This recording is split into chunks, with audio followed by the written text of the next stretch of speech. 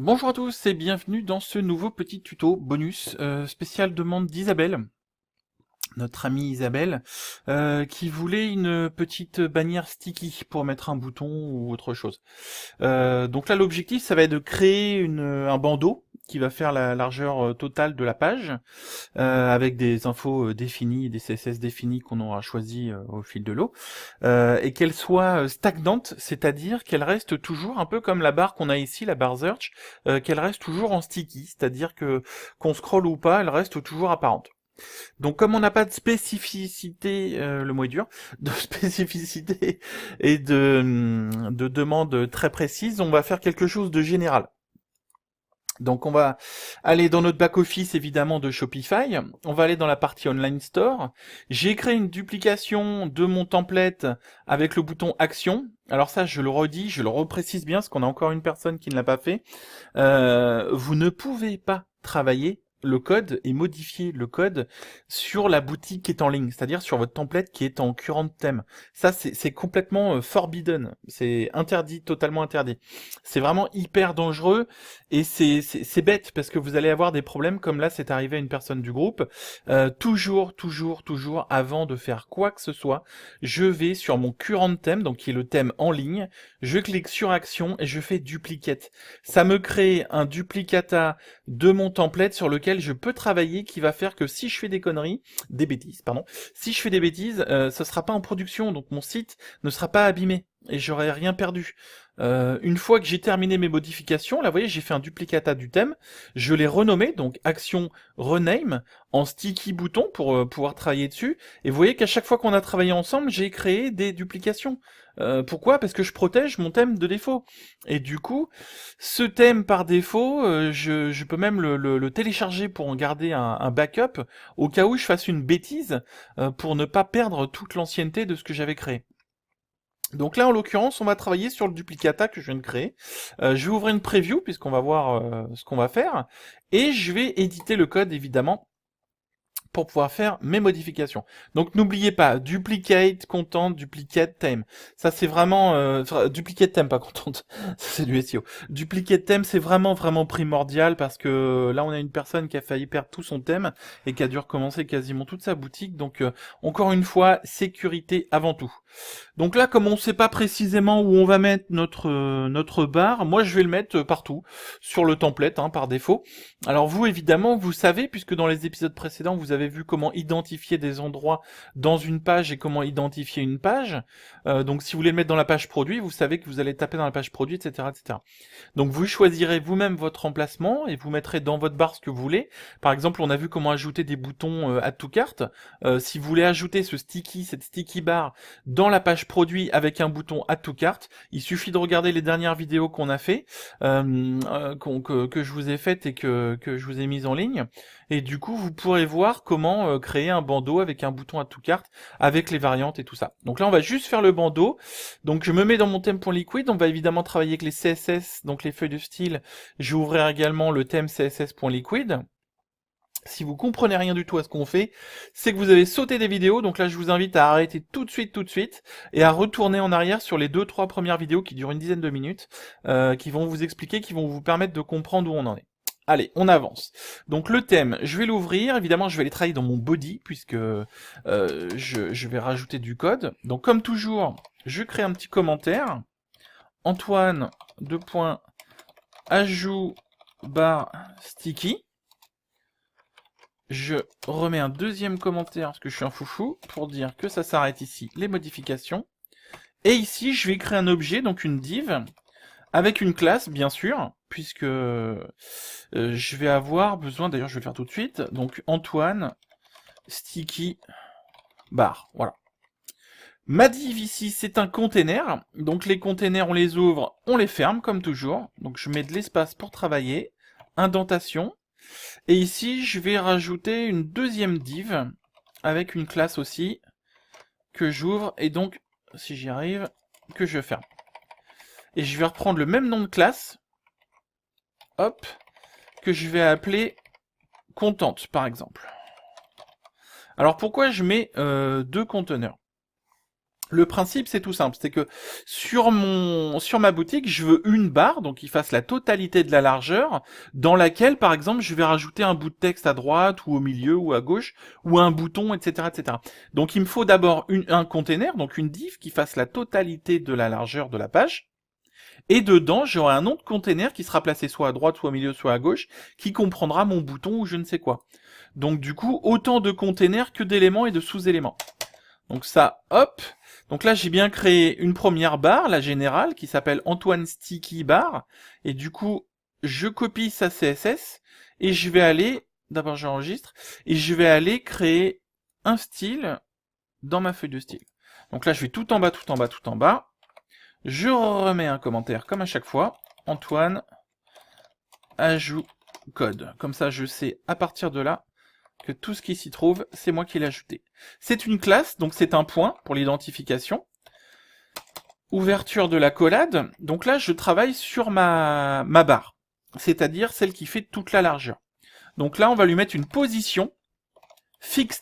C'est là toute la nuance entre les positions. C'est que là, je lui dis quelle est la position de ma barre, elle est fixée. Ça veut dire qu'elle ne bouge pas. Un peu comme la barre ici qui est bleue, on l'a vu tout à l'heure, qui ne bougera pas. Là, je vais lui mettre une position fixe qui veut dire, quoi qu'il arrive, tu ne bouges pas. Donc que je scrolle ou pas, que je monte, que je descende, que je fasse un café ou je vais à la piscine, tu bouges pas. T'es fixe. Pas bouger. Merci. Alors, position fixe, je vais lui mettre un background parce que je voudrais bien voir la couleur d'arrière-plan. Background, donc je vais mettre un background-color. Et là, je vais mettre RGBA. Donc c'est l'autre variante de couleur, on en a déjà parlé. 0,00 pour la couleur et 0,5 pour l'opacité. Donc en gros, je viens de créer une barre en RGBA. Couleur noire, donc 3 valeurs de 0, donc totalement noir, avec une opacité, donc une transparence de 0,5. Donc du coup, ma barre, si je fais un petit refresh, elle sera apparente quand j'aurai mis les tailles. Donc là, position fixe, width pour la largeur, 100%, puisqu'on veut qu'elle fasse 100% de la page, et hauteur, je vais lui dire 30 pixels. Voilà, parce que je suis un foufou. Ça, vous le savez. Je vais mettre une couleur de texte. Donc là, je vais mettre du blanc. Hop. Donc le blanc, c'est 6 fois F. Mais on peut mettre 3 fois. Pareil pour le noir, c'est 6 fois 0, mais on peut mettre 3 0. C'est une petite astuce comme ça. Donc là, je veux du blanc, je mets FFF. Et normalement, la valeur, c'est 6 fois F. Donc 6F. Ok, donc ensuite... Si je retourne dans ma page, dans mon code, pardon, j'ai créé une barre. Ah oui, mais c'est évident qu'on la voyait pas puisque j'ai rien mis dedans. Donc j'ai créé une première barre qui fait toute la totalité, puis j'ai créé un deuxième élément, une deuxième div, dans lequel je vais mettre par exemple mon texte ici ou mon bouton. Ouais, je suis au top moi. Alors hop. Donc là, du coup, comme j'ai créé un sous-élément, c'est une classe que j'utilise. Voilà, donc que j'ai appelé contente. Pareil, ici, la position, il faut la définir. Donc la position, là maintenant, elle n'est plus fixe, puisque là, on parle d'un container qui est contenu, donc un élément dans un élément. Donc là, la position va être relative à l'élément du dessus. Alors pourquoi? Je vous explique en 2 mots. Voilà. Donc en gros, on a dit qu'on allait avoir une barre qui contient une autre barre. Donc on va avoir une grande barre qui fait 100%, et dedans une autre barre sur laquelle on va dire tu t'alignes à droite, à gauche, au milieu. Non. Donc le principe, c'est que la grande barre, elle fait 100%, et elle est en fixe. Pourquoi elle est en fixe? Parce qu'on ne veut pas qu'elle bouge. Mais la deuxième div, pardon, plutôt que de barre là, la deuxième div qui va être à l'intérieur de ma barre, donc mon deuxième container, lui, j'ai pas d'intérêt à ce qu'il soit fixe, puisqu'il va être à l'intérieur d'une barre qui est déjà fixe. Donc sa disposition sera relative à la barre qui la contient, donc la barre qui est fixe. Donc en gros, la première barre qui va comprendre et qui va contenir mon texte, mon bouton, etc., elle est fixe en position, mais tout ce qui va être à l'intérieur va être relatif à cette barre-là. Donc du coup, quoi que vous allez créer à l'intérieur, comme div, que vous en créez une seule ou 500 000, elles seront toutes en position relative à la barre qui est fixe. Voilà. Donc là, je vais lui donner une dimension. Pour être responsive et faire un truc correct sur le mobile comme le PC, je vous conseillerais de travailler en pourcentage. Donc par exemple, là je vais dire que ma div, donc mon élément qui est contenu dans ma grande barre, c'est-à-dire l'élément qui va contenir soit mon bouton, soit mon petit bout de texte, je voudrais qu'il fasse 20% de la totalité de la largeur de ma page. Donc on a dit que la barre qui est fixe, celle qui va pas bouger, elle fait 100%. 100% parce qu'on veut qu'elle fasse toute la taille. Donc dedans, je veux que mon bouton, il fasse une dimension de 20% des 100% de la page. Donc c'est assez simple. Donc je lui dis position relative pour le contenu, l'élément de contenu, avec une dimension de 20%. Et j'ai mis mon texte, donc si je fais un petit rafraîchissement, hop, on voit une barre. Donc là on la voit pas, pourquoi on la voit pas? C'est tout simple, on la voit pas parce que l'élément qui est ici, donc cette barre là, qui est la barre du menu, dans le code de mon template, elle a été définie avec un Z-index. Alors le Z-index, c'est hyper simple, pas de panique. Le Z-index, c'est tout con. C'est la position sur l'axe des Z. C'est-à-dire que en dimension et en 3 dimensions, vous avez les axes qui vont de haut en bas, les axes qui vont de gauche à droite. Donc en gros, on a la hauteur, on a la largeur, mais on a aussi la profondeur. C'est-à-dire que la barre qui est ici, dans mon template, il est spécifié que sa position sur la profondeur, c'est-à-dire le premier plan jusqu'à l'arrière-plan, là, on sait que le menu, en fait, il est spécifié comme étant au premier plan. Donc la profondeur, c'est la profondeur de champ. Donc vous imaginez, je vais vous faire une petite parabole. Vous êtes dans la rue. Vous avez en face de vous, une rue avec des voitures qui sont garées. La voiture qui est la plus proche de vous, elle est sur l'axe de... Toutes les voitures qui sont sur cette rue sont dans un axe de profondeur. La profondeur, c'est du plus proche de vous jusqu'au plus loin de vous dans le champ de profondeur. La voiture qui est la première devant vous, ce qui est la plus proche de vous, elle a un axe de profondeur, donc un axe Z, qui est le plus grand en chiffres, parce qu'elle est la plus proche de vous. Cet axe, il va de 0, le plus loin, jusqu'à 10 000 de mémoire, le plus près. Donc en gros, à chaque fois que vous allez vouloir un objet qui est plus proche de vous, donc qui est plus proche de votre champ de vision, donc qui est au-dessus des autres, à chaque fois que vous voulez un élément qui soit au-dessus des autres, vous devez spécifier un Z-index qui est plus grand que celui qui est en dessous. Alors là, ça commence à être compliqué, donc on va faire très très simple. Là, la barre du menu, elle a un Z-index, je veux dire n'importe quoi, 2000, d'accord ? Si je veux que ma petite barre là que je viens de créer soit au-dessus pour qu'on la voie, eh ben tout simplement, je vais lui donner un Z-index qui sera supérieur au Z-index de cette barre là de menu. Donc, je vais lui donner un Z-index de, par exemple, 10 000. Et du coup, quoi qu'il arrive, elle sera au-dessus de la barre menu qui, elle, n'avait qu'un Z-index de 1000. Donc en gros, on va le faire ensemble pour le comprendre tout simplement. Ma barre sticky, générale, donc je lui spécifie un Z-index de 20 000. Pourquoi 20 000 ? Parce que le maximum de mémoire, c'est 10 000. Donc si je passe au-dessus de 10 000, c'est que quoi qu'il arrive, elle sera au-dessus de tout ce qui avait été défini. Donc là, si je fais un petit CTRL F5 pour rafraîchir ma page, voilà. Ma barre de sticky, vous voyez, qui est fixe, puisque là elle est bien fixe, elle ne bouge pas. Quoi que je fasse, si je scrolle ou pas, elle est fixe. Elle est passée au-dessus de ma barre de menu, puisque je lui ai spécifié un Z-index qui est beaucoup plus grand et beaucoup plus gros que celle de la barre menu.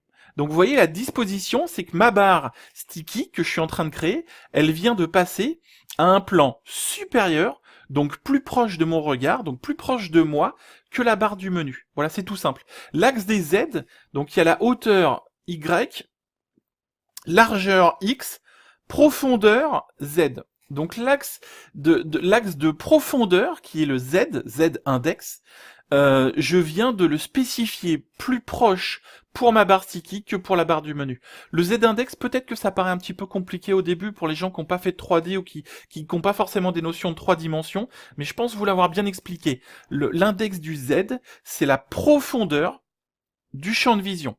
Donc plus c'est proche de moi, c'est-à-dire si c'est au-dessus de tout, c'est ce qui est de plus proche. Plus c'est proche de moi, plus le Z-index il est élevé. Plus c'est loin de moi, plus le Z-index il est petit. Donc en gros, ma barre sticky, pour résumer, je l'ai mise devant la barre du menu, tout simplement en lui spécifiant un Z-index plus gros. Ensuite, donc j'ai mon deuxième container, c'est cette deuxième div, qui comprend mon texte. Donc je lui ai dit qu'elle faisait 20%. Donc là, ce que je veux, c'est qu'elle soit affichée à droite. Voilà. Donc je vais lui mettre un float. On l'a déjà vu ensemble. Right. Donc flottement à droite. Si je fais un petit F5, normalement mon texte passe à droite. Alors là, comme c'est pas hyper propre, après on peut évidemment créer du padding, des marges intérieures, donc 3 pixels de haut, 7 pixels de large, donc 3 pixels du bas, 7 pixels, donc on se souvient, hein, haut, droite, bas, gauche. Donc là, la petite astuce, c'est quand vous avez les mêmes valeurs, vous n'êtes pas obligé de les répéter. Les valeurs qui sont renseignées, ça va peut-être faire beaucoup, mais bon, je vous la donne quand même. La petite astuce, c'est que quand les valeurs qui sont renseignées sont les mêmes pour les 4 directions, haut, droite, bas et gauche, ça sert à rien de les répéter. Vous pouvez les mettre que 2 fois, et par défaut, quand on en renseigne 2 seulement sur les 4, il va répéter et dupliquer les 2 qui sont définis. Donc là, si j'ai mis un petit peu, hop, voilà, un petit peu de margin et de marge padding pardon, à l'intérieur et sur les côtés. Donc là par contre je voudrais mon texte qui soit aligné à droite, donc je vais faire un texte-aligne 2.right. Donc là en gros, alignement du texte à droite. Right qui veut dire à droite en anglais bien sûr. Hop, et voilà, donc mon texte est ici. Et du coup, bien sûr, j'aurais pu créer un bouton, donc au lieu de mettre une hauteur de barre de 30, j'aurais pu mettre quelque chose de plus gros, et incorporer mon bouton Add to Cart dedans avec les variantes, comme on l'a déjà fait dans un autre épisode que vous pourrez trouver sur la chaîne. Donc voilà, on a fait une barre sticky qui est positionnée tout en haut et qui ne bouge pas, et qui est avec une opacité, vous voyez, elle est un peu transparente, donc on voit à travers. Elle est peut-être un petit peu trop transparente. Donc 0.5. Vous voyez que pour le 0.5, j'ai pas mis le 0. Pareil, c'est des raccourcis. J'aurais pu mettre 0,5. Quand c'est 0, on met 0.5 directement. C'est pas obligatoire de mettre le 0. Et du coup, je vais lui mettre 7, et je vais lui mettre même 75. J'enregistre. Et un petit F5 pour qu'elle soit un petit peu plus sombre. On va le voir. Voilà, là, elle est plus sombre. Donc du coup, on voit que j'ai une barre sticky qui est positionnée toujours en haut et qui ne bouge pas selon ce que je fais, que je scrolle ou pas. Donc là, je prends une page peut-être avec plus grande contenu. Voilà, vous voyez, donc ma barre, elle est bien collée, stickée. Sticky, c'est collant, donc elle est collante en haut. Et c'est ce principe de sticky qui est établi. Donc dans cette barre, évidemment, vous pourrez bien sûr utiliser n'importe quoi, comme je le disais tout à l'heure, des boutons ou un truc pour payer. Vous pouvez créer une barre sticky qui n'apparaît que dans une page avec des produits en upsell et vous pouvez la mettre en bas. Alors comment je fais pour la mettre en bas? C'est tout simple. C'est comme la position est fixe, par défaut, sa position c'est en haut et à gauche. Donc elle fait 100%, mais elle est positionnée en haut et à gauche. Donc elle est à top 0, left 0. Donc si je veux qu'elle soit en bas, au lieu de mettre top, je vais lui définir une position à bottom 2.0. Et du coup, au lieu d'être par défaut à top qui est le haut en anglais, je le mets en bottom qui veut dire le bas, avec un bottom à 0. Voilà. Du coup, ma barre, je vais pousser ça, qui est chiant. Ma barre, au lieu d'être tout le temps bloquée en haut, elle est plus bloquée au top, elle est bloquée au bottom. Et du coup, si vous voulez par exemple ajouter une barre plus grande qui apparaît à certains moments ou dans certaines pages que vous aurez définies et choisies, vous pouvez créer aussi des produits à l'intérieur ou des boutons Add to Cart, etc. avec l'ajout des variantes. Et du coup, ça vous permet d'avoir une barre avec le bouton Add to Cart qui sera par exemple toujours apparente dans votre page produit. Hop, voilà. Bon, bah, j'espère que ce petit bonus et cette petite vidéo vous aura plu. N'hésitez pas, si vous avez des questions, à nous rejoindre dans le groupe. L'adresse du groupe Facebook qui est gratuit est dans la description de la vidéo. Évidemment, on a créé ce groupe, enfin j'ai créé ce groupe-là pour pouvoir vous aider et vous répondre. Et si vous avez aimé la vidéo, un petit pouce, s'il vous plaît, pour diffuser la vidéo et aider à ce qu'elle se diffuse. Et puis, bah, je vous dis à bientôt pour un prochain épisode.